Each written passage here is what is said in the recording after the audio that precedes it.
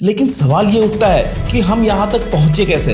तो दोस्तों, इतिहास गवाह है कि इंसान हमेशा अपनी ताकत बढ़ाने के लिए नई नई चीजें इन्वेंट करते रहता है। पहले जमाने में जीत उसकी होती थी जिसके पास ज्यादा फौजी होते थे, फिर जीत उसके होने लगी जिसके पास बेहतर टेक्नोलॉजीज थी। लेकिन आज दोस्तों, जीत उसकी होगी जिसका एआई सबसे ज्यादा स्मार्ट है। लेकिन दोस्तों, एक सवाल जो बहुत ही ज्यादा चिंता करने का विषय है, अगर एआई ने गलती से किसी निर्दोष को दुश्मन समझ लिया तो जिम्मेदार कौन होगा। दोस्तों, एक पल के लिए आंखें बंद कीजिए और इमेजिन कीजिए कि एक ऐसा युद्ध जहां बॉर्डर्स पे कोई फौजी नहीं है, आसमान में कोई फाइटर जेट्स गरज नहीं रहा है और जमीन पर किसी टैंक का आवाज भी नहीं है, ना ही कोई मिसाइल्स लॉन्च होने की वार्निंग है। लेकिन अचानक एक पूरे देश की बिजली गुल हो जाती है, बैंक अकाउंट से पैसा गायब होने लगता है, कम्युनिकेशन नेटवर्क्स ठप पड़ जाते हैं और उनके खुद के मिसाइल डिफेंस सिस्टम्स उन्हीं पे निशाना साधने लगते हैं। ये कोई हॉलीवुड फिल्म का प्लॉट नहीं है दोस्तों, बल्कि ये है आर्टिफिशियल इंटेलिजेंस की दुनिया, जहां अगला विश्व युद्ध बंदूक की गोली से नहीं बल्कि कंप्यूटर के कीबोर्ड और कोडिंग के जरिए लड़ा जाएगा। हम आज उस दौर में जा रहे हैं जहां डाटा नया ऑयल है और एल्गोरिदम एक नया वेपन सिस्टम है। पहले जमाने में जीत उसकी होती थी जिसके पास ज्यादा फौजी होते थे, फिर जीत उसके होने लगी जिसके पास बेहतर टेक्नोलॉजीज थी। लेकिन आज दोस्तों, जीत उसकी होगी जिसका एआई सबसे ज्यादा स्मार्ट है। आज हम इस वीडियो में उस कोल्ड वॉर 2.0 की गहराइयों में उतरेंगे जो बंद कमरों और सिलिकॉन चिप्स के बीच शुरू हो चुका है। तो नमस्ते दोस्तों, मेरा नाम शुभम है। एक बार फिर से आप सभी का दिल से हार्दिक स्वागत है हमारे इस ज्ञान भरी जर्नी ज्ञान दीप में।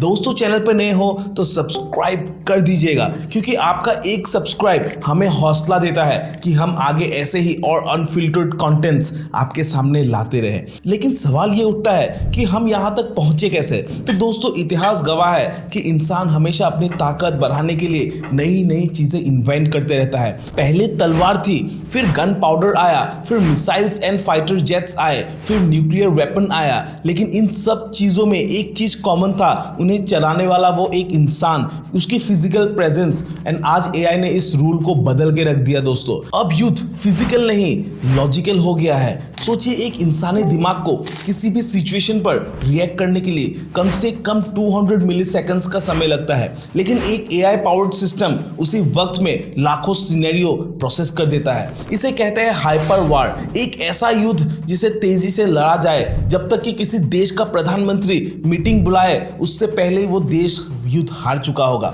आज के टैंक्स और फाइटर जेट्स सिर्फ लोहे के डब्बे हैं उनके सामने, अगर उनका अंदर चलाने वाला सॉफ्टवेयर दुश्मन से कमजोर है। इसीलिए आज बड़े बड़े देश अपना बजट का एक बड़ा हिस्सा गन मैन्युफैक्चरिंग से हटा के सॉफ्टवेयर डेवलपमेंट और न्यूरल नेटवर्क्स पर खर्च कर रहे हैं। अब बात करते हैं उन हथियारों की जो देखने में दोस्तों शायद खिलौना लगे, लेकिन है मौत का दूसरा नाम, एआई का सबसे खतरनाक रूप, ऑटोनोमस वेपन सिस्टम। इसमें सबसे ऊपर आते हैं स्वार्म ड्रोन्स। इमेजिन कीजिए हजारों छोटे छोटे ड्रोन्स जो एक मधुमक्खी के झुंड की तरह उड़ते हैं, और इन्हें कंट्रोल करने के लिए कोई इंसान रिमोट लेकर नहीं बैठा है, बल्कि ये ड्रोन्स आपस में मैश नेटवर्किंग के जरिए बात करते हैं। अगर आप एक ड्रोन को गिरा भी देंगे तो बाकी के ड्रोन्स आपस में कोडिंग करके, कोड शेयर करके अपना रास्ता बदल लेंगे और टारगेट को तबाह कर देंगे। यूक्रेन रशिया जंग में हमें ये देखने को मिला कि कैसे एआई एनेबल ड्रोन्स ने दुश्मन के उन टैंक्स को मिट्टी में मिला दिया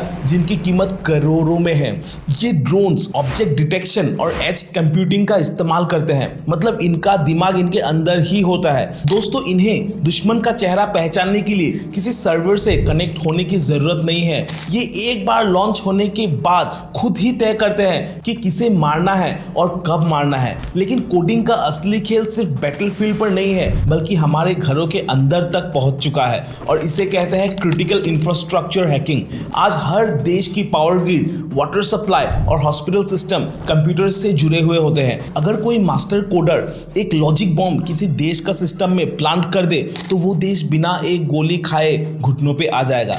इसका सबसे बड़ा एग्जाम्पल था स्टक्सनेट वायरस, जिसने ईरान के न्यूक्लियर प्रोग्राम को सालों पीछे ढकेल दिया। वो कोई बॉम्ब नहीं था दोस्तों, वो सिर्फ कोड्स के कुछ लाइंस थे जिसने मशीन्स को उनकी लिमिट से ज्यादा तेज चलने पर मजबूर कर दिया एंड एज ए रिजल्ट वो फट गया। और आज के दौर में एआई ऐसे मैलवेयर बना रहा है जो पॉलीमॉर्फिक है, यानी वो अपना कोड खुद बदल लेते हैं ताकि कोई भी एंटीवायरस उन्हें पकड़ ना सके। ये एक ऐसी चोरी है जिसका पता तब चलेगा जब तिजोरी खाली हो चुकी होगी। और सबसे बड़ा खतरा जो हम रोज झेल रहे हैं वो है कॉग्निटिव वारफेयर का। एआई का इस्तेमाल करके दुश्मन देशों के लोगों के दिमाग के साथ खेला जा रहा है। डीप फेक्स के जरिए ऐसे वीडियोस बनाए जा रहे हैं जहां किसी बड़े नेता के भड़काऊ भाषण देते दिखाया जा रहा है। And we're going to cheer on our brave senators and congressmen and women ताकि देश में अंदर ही अंदर दंगे शुरू हो जाए कोडिंग के जरिए, जिसका फ्रेश एग्जांपल है ईरान और बांग्लादेश। सोशल मीडिया एल्गोरिदम्स को ऐसे मैनिपुलेट किया जाता है कि आपको वही दिखाया जाए जो आपका दुश्मन आपको दिखाना चाहता है। जब किसी देश की जनता का सच से भरोसा उठ जाए तो वो देश बिना युद्ध के टूट जाता है। आज का युद्ध बॉर्डर पर नहीं बल्कि आपके न्यूज फीड पर लड़ा जा रहा है। दुनिया आज एक नए किस्म की आर्म रेस में है जिसे द ग्रेट सिलिकॉन रेस कहा जाता है। एक तरफ अमेरिका है जिसके पास गूगल, माइक्रोसॉफ्ट और ओपन एआई जैसे जाइंट्स है, और दूसरी तरफ चाइना है जो 2030 तक दुनिया का एआई सुपर पावर बनना चाहता है। लेकिन इन दोनों के बीच एक छोटा सा देश है जो सबकी किस्मत तय करता है, वो हो गया ताइवान। दुनिया की 90% एडवांस चिप्स ताइवान में बनती है। बिना इन चिप्स के एआई सिर्फ एक बेजान कोड है। इसीलिए आज चिप्स की सप्लाई चेन को कंट्रोल करना वैसे ही है जैसे पहले जमाने में पेट्रोलियम के रिजर्व्स पर कब्जा करना होता था। जो देश चिप्स और कोडिंग्स पर कंट्रोल रखेगा वही दुनिया का अगला ग्लोबल कॉप बनेगा। और आज इसी ग्लोबल कॉप के रेस में अमेरिका और चाइना आमने सामने आ चुके हैं, क्योंकि एक तरफ चाइना बोल रहा है कि ताइवान हमारा हिस्टोरिकल पार्ट है तो उसे अभी चाइना में ही मार्ज हो जाना चाहिए, और अमेरिका भी कह रहा है कि हमारे होते हुए ताइवान को कोई देश कब्जा नहीं कर सकता। तो दोस्तों, समझने वाली बात यह है कि आज कोई भी देश एक दूसरे को प्रोटेक्ट नहीं कर रहा है। अगर सही में कोई किसी को प्रोटेक्ट कर रहा है तो वो है उस देश का रिसोर्स को कर रहा है।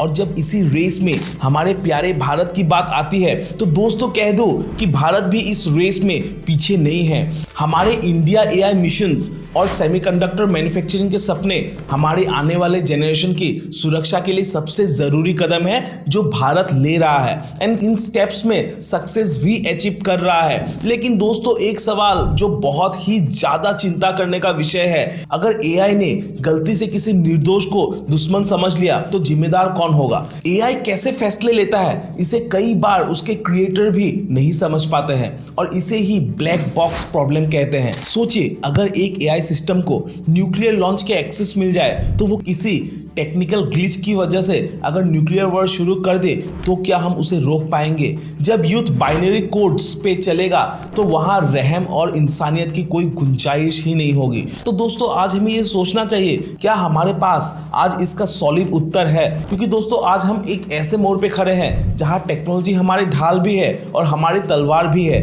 कोडिंग ने हमें तरक्की तो दी है, नो डाउट, लेकिन वही कोडिंग हमारी सबसे बड़ा दुश्मन भी बन सकता है। अगला युद्ध टैंकों की गड़गड़ाहट से नहीं दोस्तों, बल्कि सर्वर की खामोशी से शुरू होगा। देशों को अब सिर्फ अपनी सरहदों पर दीवार बनाने की नहीं बल्कि एक मजबूत डिजिटल फायरवॉल बनाने की जरूरत है। दोस्तों, ये सिर्फ एक वीडियो नहीं था, ये एक वेकअप कॉल है उस कल के लिए जो हमारे दरवाजे पर दस्तक दे रहा है। याद रखिए कि इस नए युद्ध में सबसे बड़ा हथियार बंदूक नहीं है बल्कि इंफॉर्मेशन है, और आज के समय जिसका एआई सबसे ज्यादा स्मार्ट है वही देश सबसे ज्यादा डोमिनेंट है। अगर आपको लगता है कि ये जानकारी हर एक हिंदुस्तानी तक पहुंचनी चाहिए तो वीडियो को लाइक कीजिए, क्योंकि आपका एक लाइक यूट्यूब के एल्गोरिदम को बताएगा कि ये टॉपिक कितना ज़रूरी है। इस वीडियो को अपने दोस्तों और फैमिली के साथ शेयर कीजिए ताकि हम सब मिलके इस डिजिटल क्रांति के लिए तैयार रहे। अगर आप ऐसे ही माइंड ब्लोइंग नॉलेज टॉपिक्स पर गहराई से जानना चाहते हो तो अभी वो लाल बटन जो सब्सक्राइब का है उसे दबाइए, बेल आइकन को ऑल में सेट कीजिए ताकि अगला अपडेट आपसे मिस ना हो। आपको क्या लगता है, क्या भारत इस एआई रेस में दुनिया को पीछे छोड़ पाएगा? कमेंट में अपनी राय जरूर लिखिए। तो फिर मिलते हैं एक नए वीडियो के साथ। आज के लिए जय हिंद।